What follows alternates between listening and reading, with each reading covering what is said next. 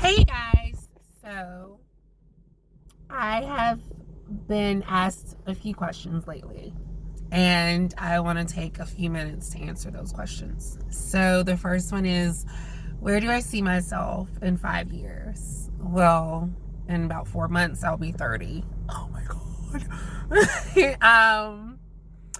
And I see myself 5 years from there, from being 30, on, so about 2025. I definitely see myself with a child by myself, being a single mother. I see myself owning my first home, having my little Yorkie little house near the beach. My career just being where I want it to be, having retirement 401k. That is for sure where I see myself in terms of like myself personally. The next question I've been asked lately is just kind of like, what's the status of my marriage, my divorce? Well, I am almost divorced. So my soon-to-be ex-husband did not want to take the papers or sign the papers. And so therefore I had to kind of do these like other steps that were necessary, but nonetheless, that chapter is almost closed, definitely before 2020 approaches. So this would be a good way to end the decade divorced and then to bring in the new year and the new decade single legally. So that's to answer that question. The next question has just been, how do I deal with, I guess, the dating scene? And for me, the dating scene is, I haven't, I've been single now for over a year, but prior to that, I hadn't been single, gosh, maybe 5 years. So you kind of look at the 5 years before, that's including my soon-to-be ex-husband and like a guy before, a couple of guys before, that I dated. And so, yeah, I mean, it's just really different. And especially in LA, like, I feel like, the guys are very like straightforward, which I like. I like the fact that they don't play games, as I don't either. But yeah, I kind of just take it as it is, depending on the vibes. LA, La La Land is all about the land of vibes and good feelings and everything. So, I definitely like have things that are like non-negotiable. So like if we're not on the same like life focus, like the same path in terms of what we're looking for, like, so what that 5-year plan looks like to me, if that's not something that you see for yourself in 5 years, or at least most of it, then we're definitely not gonna go further than that. The fourth question that's been asked is like kind of my no nonsense attitude, and like how did I develop that? Well, I used to be very passive, and I used to be very like kind of go with the flow and a people pleaser, and I never wanted to like stir the pot, as the analogy goes. Like I didn't want to like make anyone angry. And then finally I got to a point where I was like, you know what? Like when I filed for divorce, I was like, you know what? Like I deserve better, and I'm never going to allow myself to be like a victim of my own insecurities of not speaking up and standing up for myself. And so, like, for example, going back to dating, if there's a guy that I just know, like, instead of me like saying, oh, I see this red flag, oh, okay, let me, kind of turn a blind eye. No, that's a red flag, you need to go.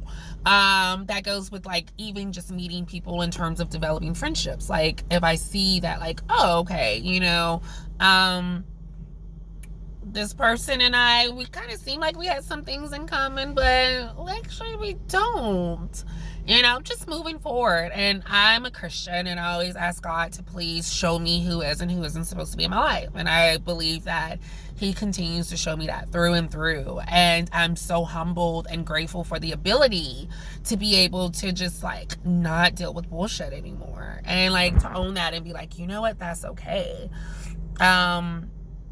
I think that's like where my no nonsense attitude came from. It's just really like that pivotal moment when I filed for divorce. I was just like, I will never settle. I will never, allow myself to not be appreciated and to be mistreated. And it just feels really good to have that power within myself to say, you know what, I'm worthy. I deserve more. I deserve better. And it's really great.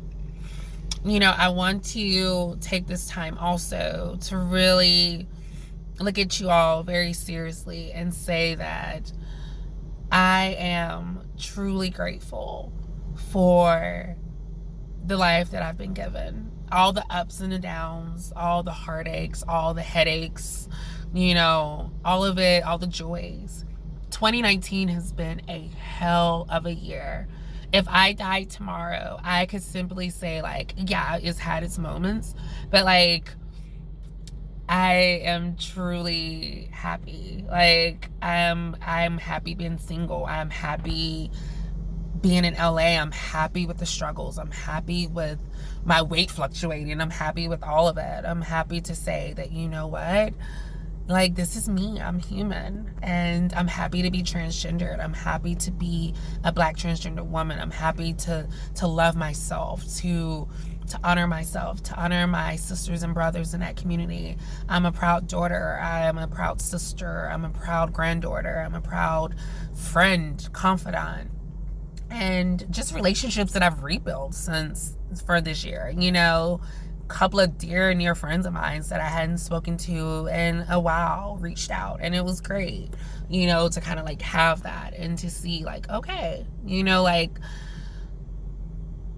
relationships that you sometimes think that are over or are can't be salvaged, like they can, and it's like when you least expect it, and I don't know, like I said, I'm definitely like, when I do think about like my future in terms of if there is a romance, like for sure someone who's gonna love me for me, that goes without saying, but that it has to be more than that, because I've had guys who love me for me, but like I need someone who's gonna like not be a cheater.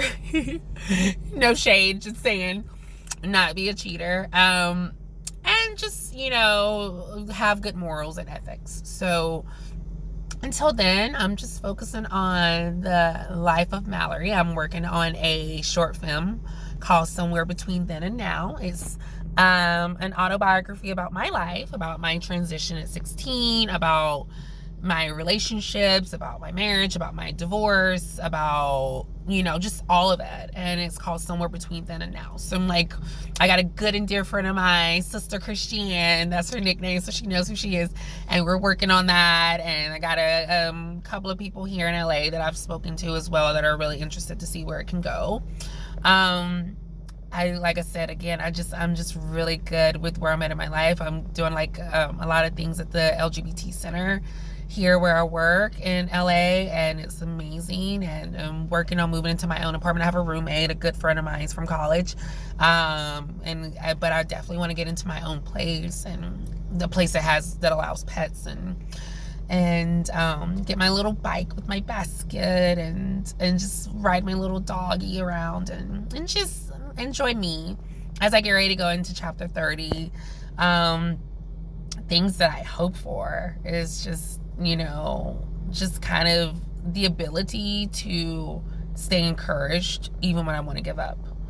And for those of you who ever feels discouraged or, disenfranchised and just like down and out and downtrodden, please know that like, just never give up. I can give you some stories that you would be like, wow, how are you still able to be here right now and share that?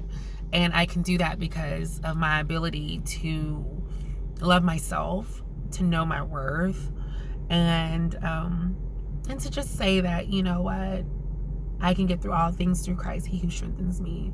And truly, what doesn't kill you makes you stronger.